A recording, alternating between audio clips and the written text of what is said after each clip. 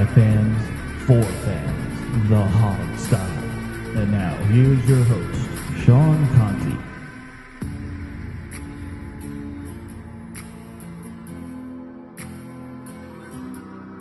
Welcome back to the Hog Style, brought to you by TicketClub.com. You know what time it is. It's the pregame show. Redskins, Giants, Sunday, 1 o'clock, 11 o'clock if you're a time traveler here in Colorado like me.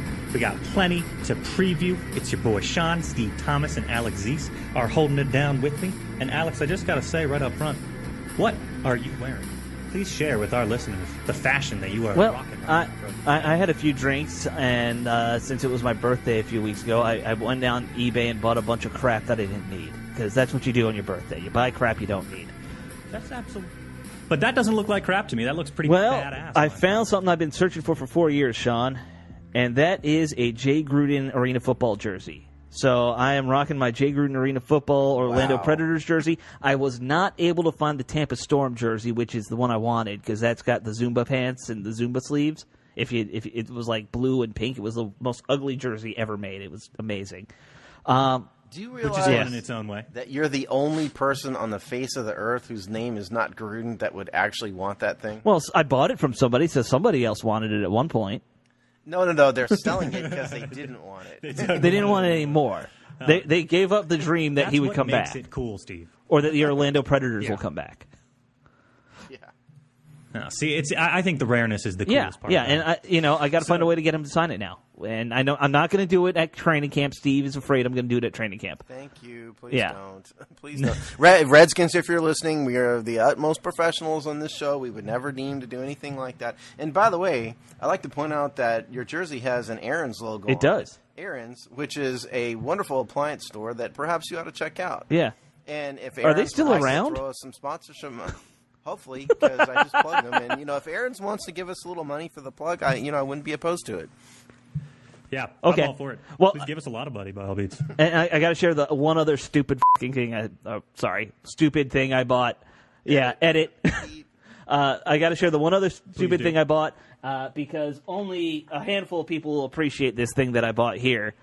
That is a hamster with a Redskins helmet on it, and it sings "We Are the Champions." The reference. Where I love it. In the world did you find that? eBay, man. I find everything on eBay. I don't go to Fans Shop or the NFL store. I go to eBay and find random old things that like this. They're beautiful.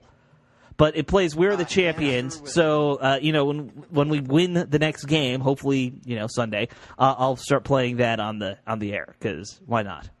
And if Brian May wants to sue us, by God, he can sue us. Yeah. I don't think he wants to admit that he licensed that out in the first place. So to a hamster in a football helmet? It's in the NFL. Freddie Mercury might be rolling in his grave. Yeah, I think so. A little bit. Yeah, fair enough. Well, I think it's cool, Alex, yeah. So keep rocking yes. that shit. And the deep cut hamster toy, like 20 people will understand. There's only... That's a subtle reference that no one's going to get. Of all of our entire audience, there's 20 people who know what that means. You got to come and hang out in our comment section if you want to figure out what these references mean. That's the deal we make you. All right. Let's move on from there. We've got plenty to talk about with the Giants, but Steve, do we up front have a couple quotes from Jay's presser that we want to hit folks with? Yeah, okay. Jay gave his comments, as he always does here. A couple things that are interesting. I could sit here and read this word for word, but that'd be really, really super boring, and so I'm not going to do that. So let's talk about a couple things. Quentin Dunbar. See, Quentin Dunbar. If we go back in the if we go back into the Wayback Machine, we will see that last Friday, a minor note came out on the injury report that said Dunbar, shin. Right. And that was it. I assumed he was going to go see the Shins in concert, and that's why he was out. I assumed somebody kicked him in the shin, and he had a bone bruise. Dumb me. Well, the next thing we know, Dunbar's at a nerve specialist. And so and all we've ever gotten is shin. And yet, last time I checked, you don't go see nerve specialists if you have a shin bruise. And so there's something more going on. And so somebody finally thought to ask Jay about this, and here's his answer.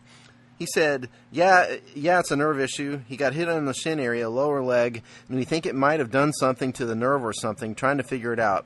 He's in some pain when he runs. here's the important part coming up.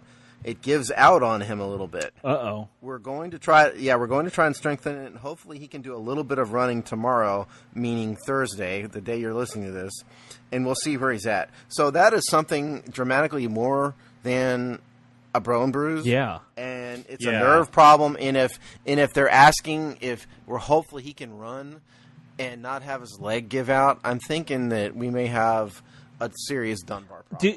Yeah, it's really weird that they would be nerve problems because I don't think nerve problems tend to make your leg give out on you, do they? Isn't it more of a feeling thing, sensation thing? Well, I mean, I'm no professional, folks. I'm just speculating out loud here. But me neither. I'm no professional either, but I mean, it is happening. Yeah. Because Jay told the world that, so it is happening. Yeah. What that means is it was never really a shin problem. It was always a nerve problem. Well, and here's the other thing that's weird about that. If it's a nerve in the shin area, let's just assume that. What does giving out do? Because isn't the shin like in the middle of your like? It's between the knee and the ankle.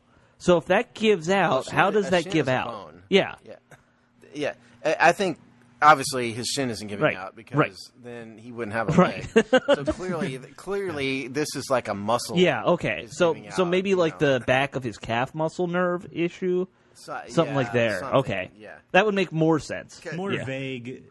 Yeah, but more vague injury descriptions courtesy of the Redskins. Yeah, that's my point. Because when they first announced it, it was okay. He's got a shin bruise, and now he can't run. He has his legs giving out, and he's seeing a nerve specialist. So does that remind anybody? Yeah, no, and I don't even want to bring that up because you really don't want it to become another situation like that.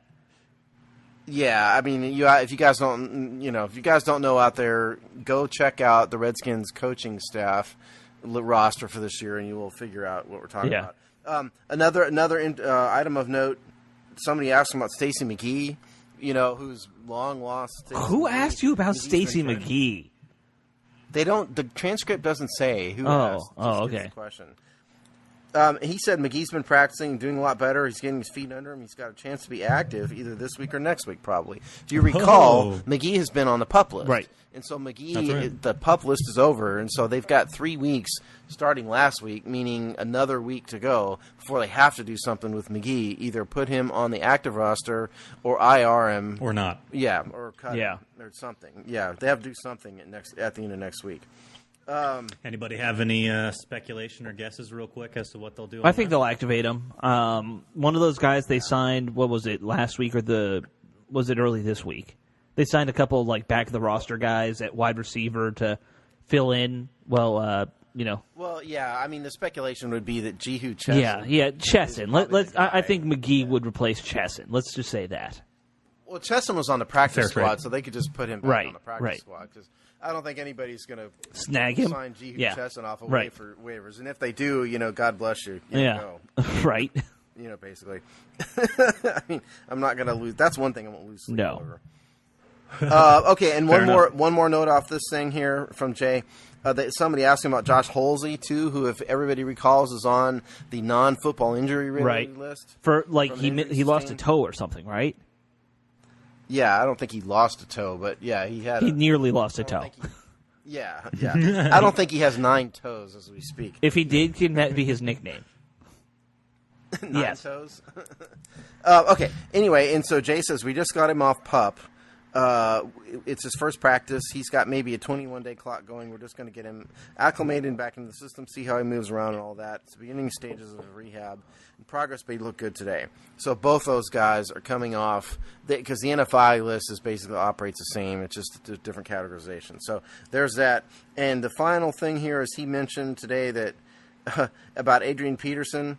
He says he's put in enough Wednesdays in his career. He can miss 1 or 2 or 16. Mm-hmm.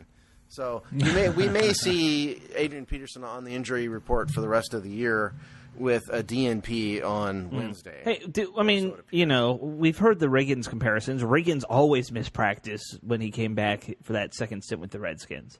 I mean, that he was famous for taking the first 2 days off or something like that.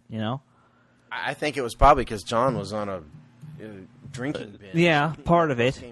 I think I remember hearing one story where he might have been drinking in a hospital or something like that. You might remember those stories better than me, Steve. I don't remember that one. I mean, there was, Rico would have been great to have in the era of social yeah. media. Yeah. It's a real shame that he was not like up drunk tweeting it. Oh, sure. Well, I always said that's what Chris Cooley kind of was at the early age of social media, because he was like that similar fun, crazy guy. Oh yeah, he was dating cheerleaders. He was partying and Chris Cooley lived, man. But anyway, in terms of Giants game this week, there's a lot of coach speak in here, and blah blah blah. The only other one is insightful. He's talking about Trey Quinn again. So I think the rumor on the street, if you guys haven't seen this, is that Trey Quinn is probably going to come back. Cam Sims is probably not. Mm-hmm. The timeline for their injuries was a little different, so that's a good thing. And as long as we're talking injury report, the other thing that struck out on today's injury report, which is Wednesday, is that Troy Apke practiced fully today for the first time. Yay, Troy like Apke. 7 weeks. Yeah. So cool. Yeah. Be great to get him back on special teams. All right. Yeah. Yeah. Got some things obviously cooking there. We'll keep our eyes on it. Awesome. Well, let's move on from there. Talking about the actual game we got coming up. It's my least favorite team in the NFL. That's right, folks. I absolutely despise the Giants. It's an irrational hatred. I don't think it's irrational. I think it's one of the most rational hatreds there is. Yeah. I'm glad to hear you say that, because most people are like, it seems like don't care as much. I hate Dallas worse myself. I hate them worse, but I get your hatred. Yeah, I don't. Ever since the salary cap penalty, they've really. Oh yeah. That definitely is the most recent. But I mean, truthfully, the Giants are our oldest rival. They were the second team we ever played. So. Anybody want to take a stab at the all-time head-to-head record? I got to say I kind of know it because somebody posted it earlier on our blog. But okay. All right. I don't know it. So I'll guess. Okay. I'm going to guess that the Redskins lead the total. No. Okay. But not recently. No? Not it's bad? pretty bad. Yeah, it's 67, 99, and 4. Yeah. FML. Good Lord. And okay, fair enough. Thanks for that. And in the last Thanks, 10, Steve. we're 3-7 against them in the last 10. And that sounds right. Man, I hate the Giants, and you're not doing me any favors.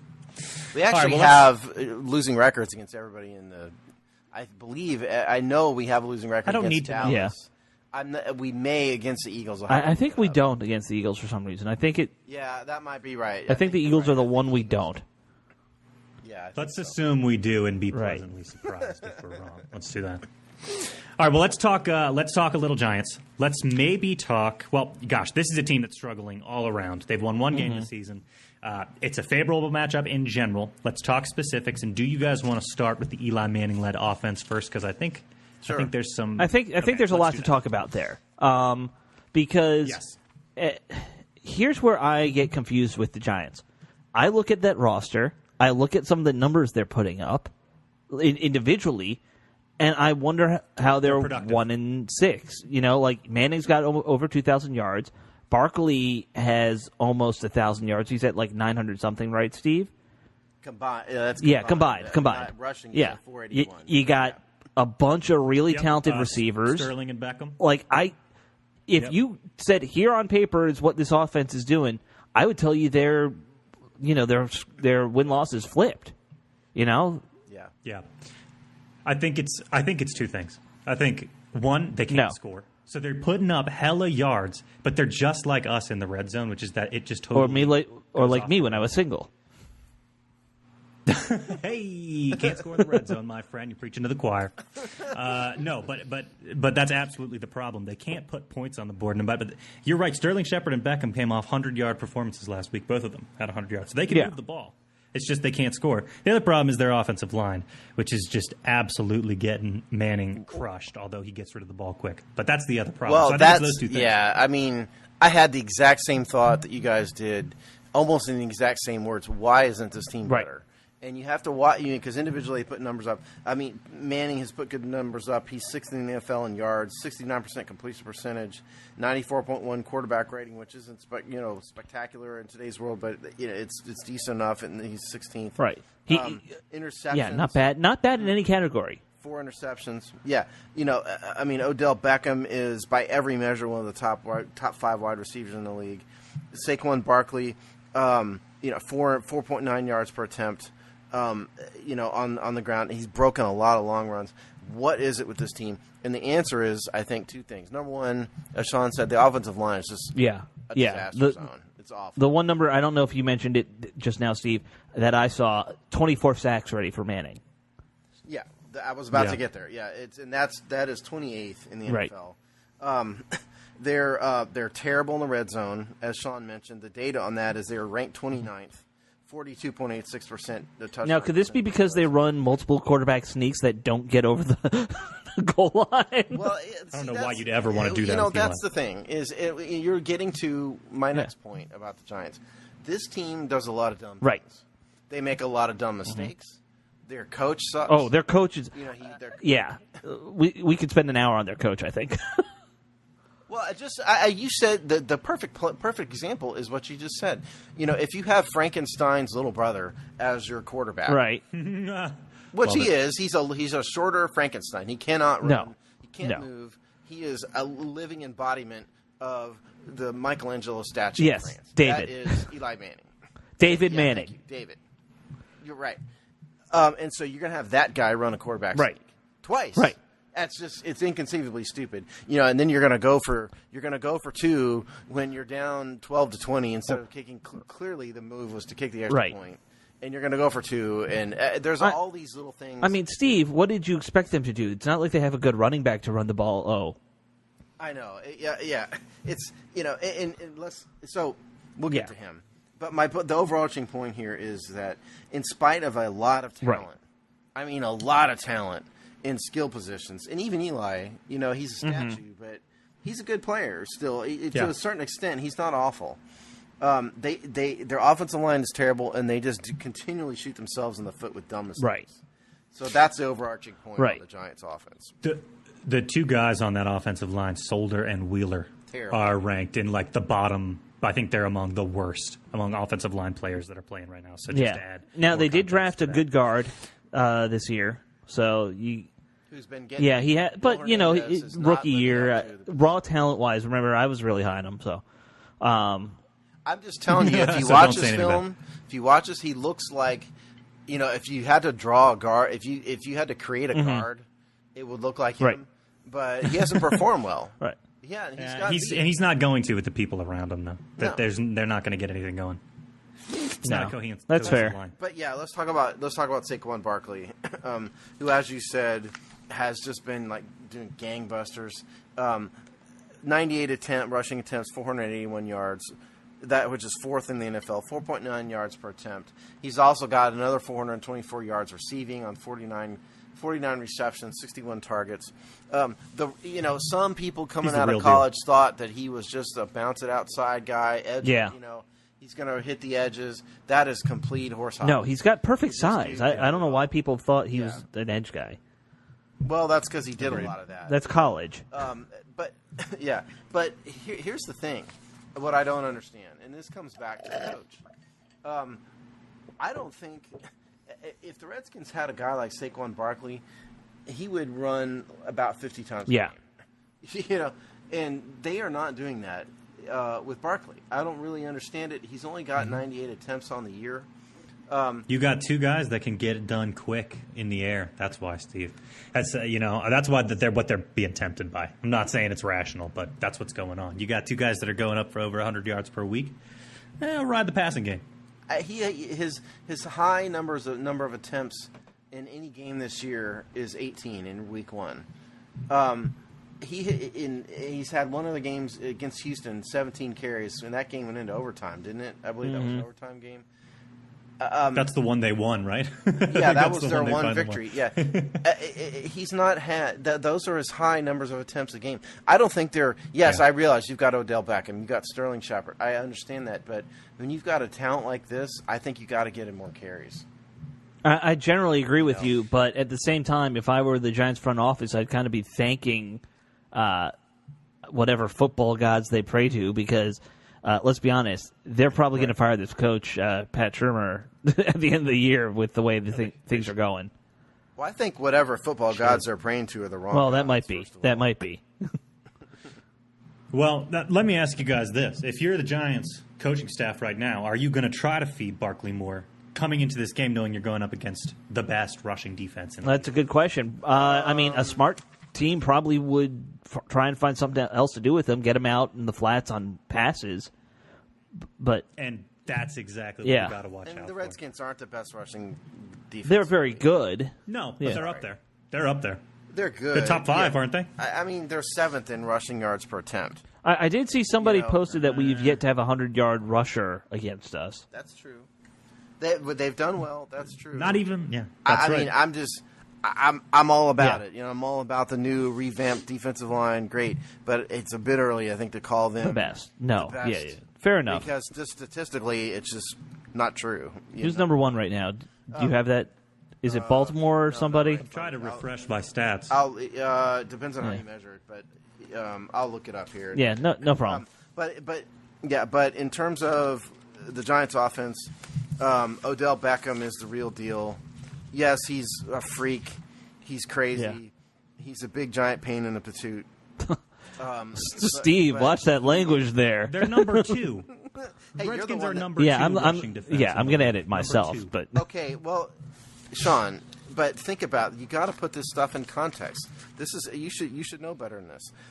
They are number 2 in rushing yards, having played 6 games.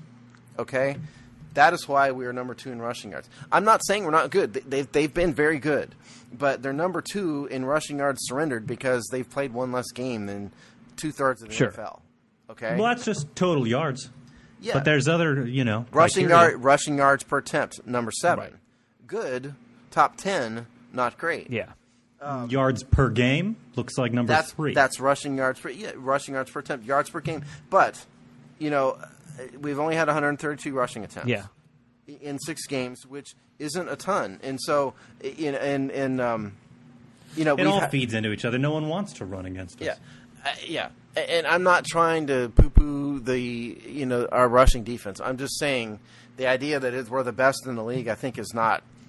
I don't think statistically that measures up. Just yet. No. I think I understand what you're saying. But yeah, like I said, I would be trying to get Barkley on screens and things like that because I think you're going to have a better shot at getting him in space and one-on-one that way than going up against this line. That would be my plan if I were the Giants. And then I would take Odell versus Josh Norman all day if I were them. I think that's going to be a big, not easy, but that's going to be the big matchup. Yeah, I mean it's kind of a pick your poison sort of thing against the Giants to a certain extent, I think, because you don't want to leave Josh Norman on Odell Beckham. We've seen that movie, right? And that movie isn't going to win any Oscars. No. Although there was the one game. Yeah, I mean, but logically, you'd want to bracket right Odell. You'd want to give him safety help. Right. That's smart. And all the same, you want to have a solid enough run defense to not let Saquon bounce it outside. And so that means you need linebackers in the box. That also means you need not linebackers not blitzing all the time. But Eli is a guy who gets very frustrated when he gets hit. And so this is another time, the resurgence of Ryan Kerrigan needs to continue. And the edge rushers need to get to Eli. Particularly with a weak offensive line that's given up a ton of sacks. I think it's very important this week for the edge rushers to get a significant push and hit Eli over and over and over again without blitzing. Yeah, I'm with you. And, hey, you know what? If it also comes from the interior, I don't mind that either. Just people hit him. Yeah. Hit him hard. A lot. Because I looked up their backup, and I still am not sure who the hell it was. I don't think they know. Well, I know they have the guy from Richmond as their third stringer, but yeah. Yes. You got to hit him, and you got to hit him fast because he gets this ball out. He's not one of these guys that we faced already that's going to wait and dance around and wait for stuff to open up. He's not escapable. He gets that ball out quick. I'm just worried about that. Yeah, well, but passing game, guys. I'm not. But a lot of it's dump offs in that case these days. He's not getting it out and throwing it, chucking it downfield like you did in his heyday. Now, you're right. He likes to hit Odell short a lot, but they air it out a good bit too. I'm just worried because you only need a couple of those. I know. I know what you're saying. Freaks me out. I mean, Beckham, in terms of yardage, if you wrong page, Beckham's got 649 yards. Yeah, 12.2 yards per catch.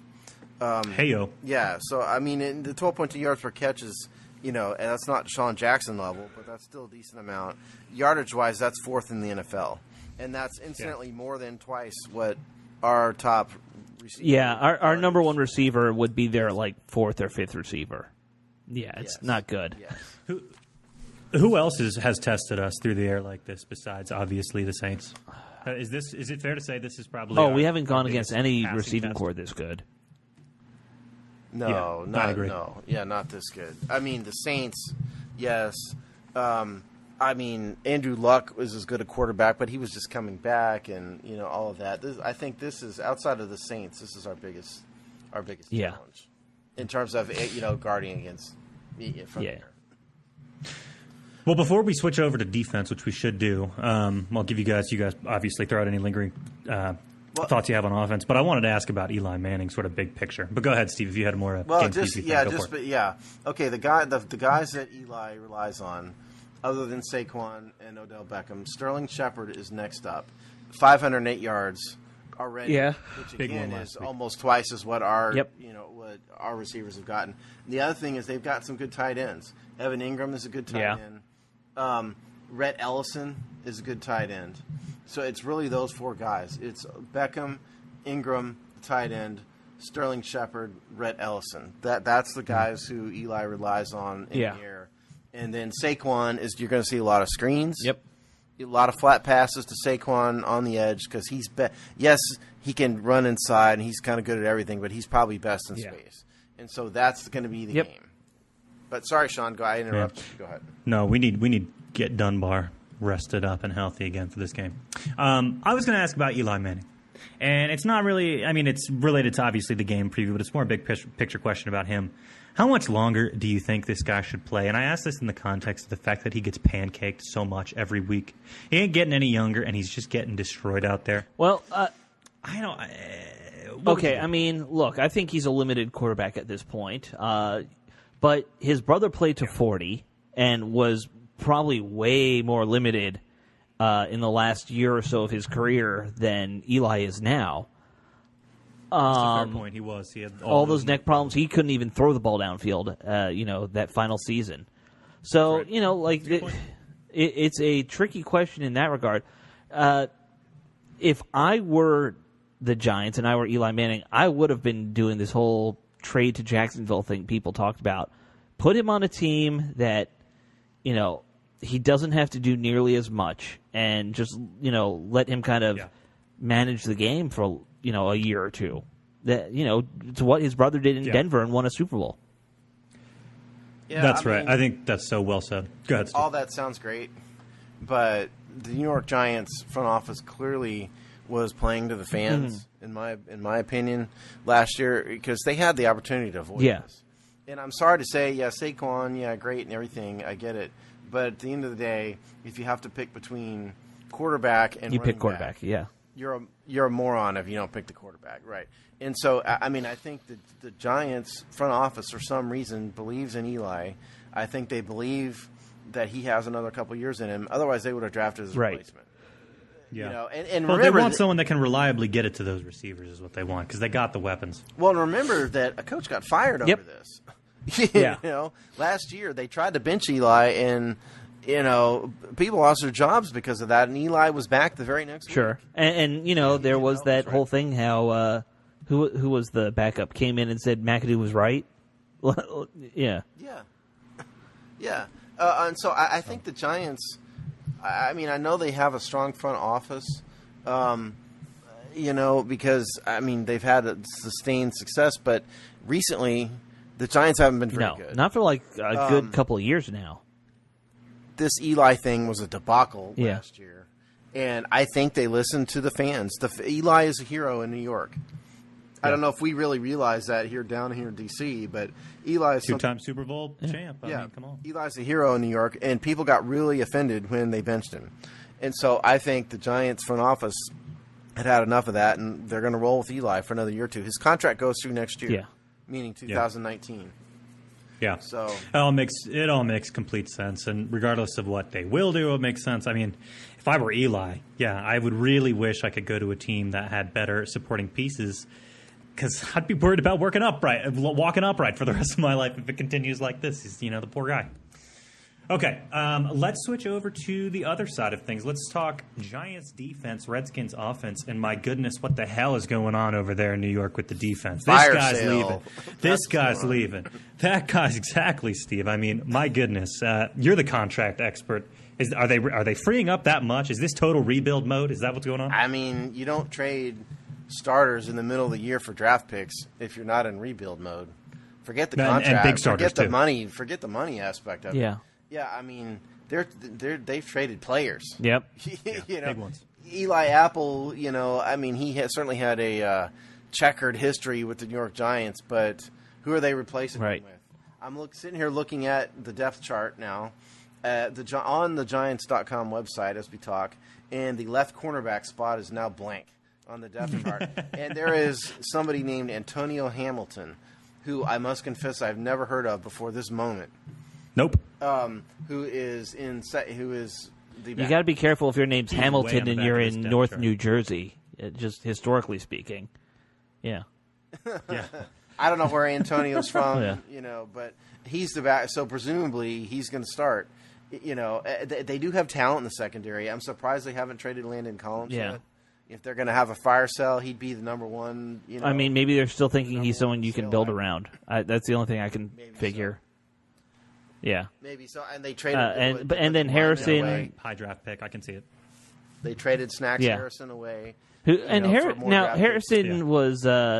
was he a starter though for them, or was he more of a rotational Yes. guy? Yeah. Yes. Yeah. No, he's a No, starter. he was a starter. Okay. And listen, I mean, these guys, this defense stinks, okay? I mean, they're not the worst thing in the world, but this is Not a good defense. 84. We're not the 85 Bears here, okay? They're 27th in total points. They've given up 185 points this season. Compare that to, and that's in 7 games. Compare that to the Redskins, 126 in 6 games. So, add 20 to that for another game, and the Redskins are 40 points ahead of them, roughly. 367 yards per game surrendered. The one area they're good in, which is a bit weird, is they've been very good in the red zone. They've only given up 44% touchdowns in the red zone, which is 6th in the NFL. So that's a bit odd, I think. They've only had 4 interceptions. They've only had 10 sacks, which is 30th in the NFL. They're getting virtually no pressure on the quarterback at all. They're mediocre in a lot of things stats-wise. They're 23rd in rushing yards, 17th in rushing yards per attempt. They're kind of blah in a lot of areas and not very good in anything. The one bright spot I think they have left that hasn't been sold is Landon Collins. Yeah, I was just going to ask. I mean, when I think about the Giants, historically, you always think about great defenses, and right now, that's the only name that really sticks out anymore. It's not the case. They don't. In terms of somebody who has a lot of talent, Yeah, Jenkins, I guess. Janoris Jenkins, good corner. I don't know if he's ready to go to the Hall of Fame just yet. And clearly, but Landon solid. Collins, solid. Clearly, Collins is the guy back in the secondary. So basically what you're saying is Adrian Peterson's going to march down the field in 3 plays and then get stuffed 3 times in a row at the 10-yard line? Oh, I or less. mean, Let's hope not, but it could happen. Let's in hope other not. ways. Yeah, but I mean, people have scored a ton of points against this team. They have, and there is. Just not from the red zone.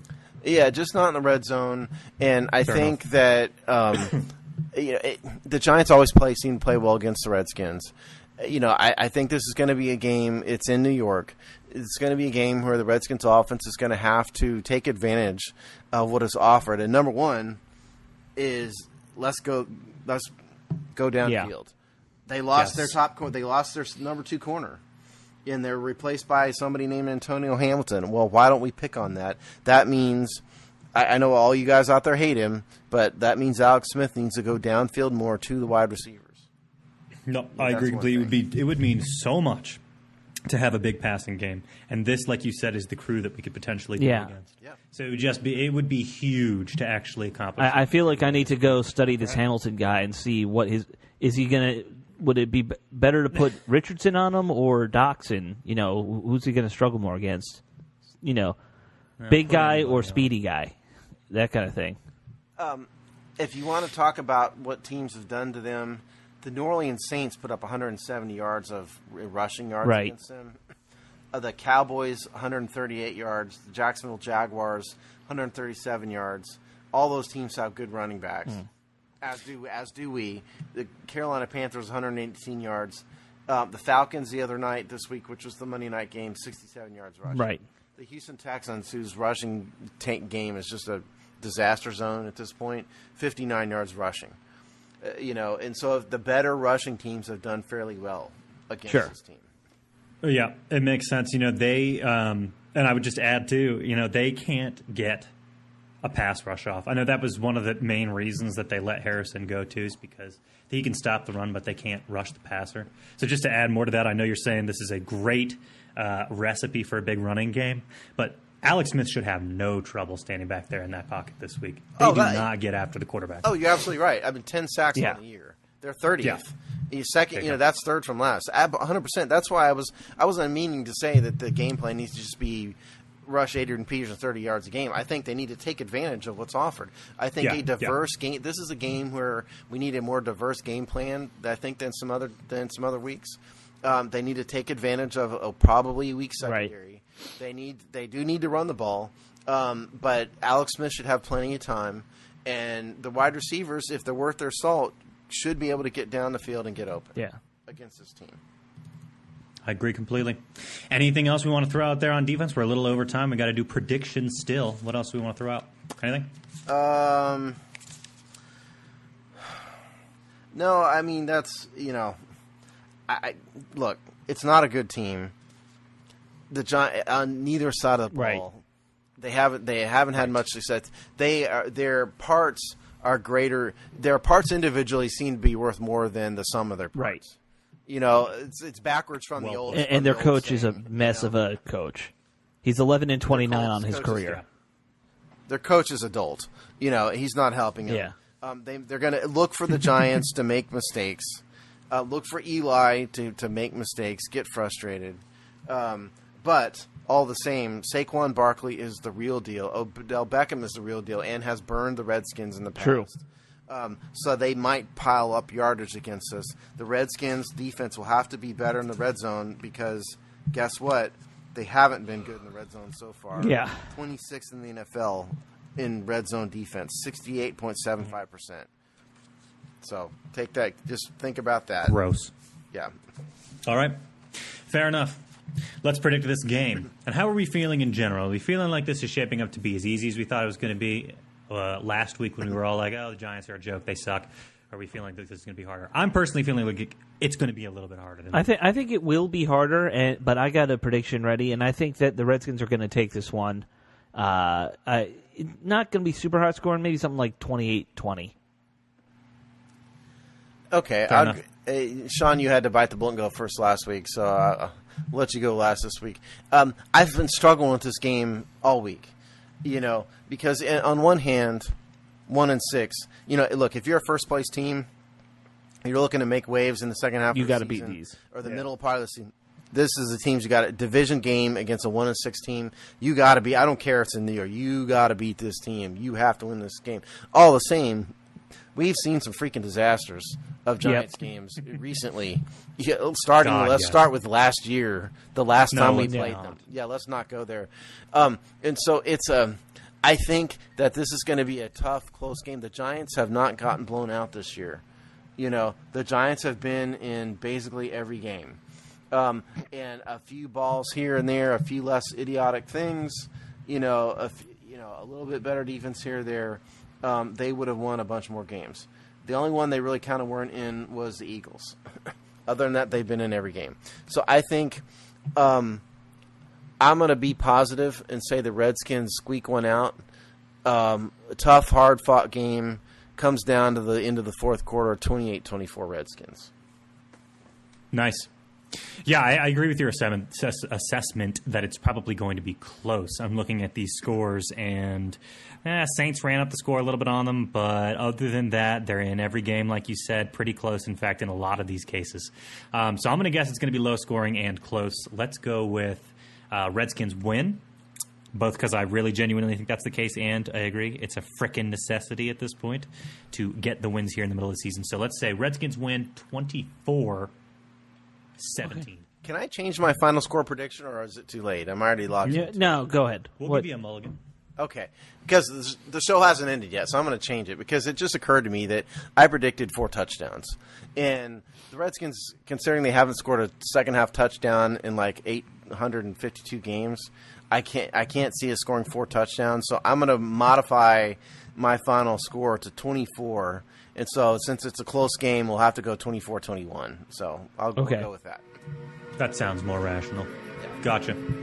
Okay, well, we'll leave it there. You heard it here first, folks, and we will be back with you with the recap, obviously, to talk about the game. Until then, come on over to thehawksdie.com and check out all the cool stuff we got coming out. We'll see you next time. Take care. Cut. And cut.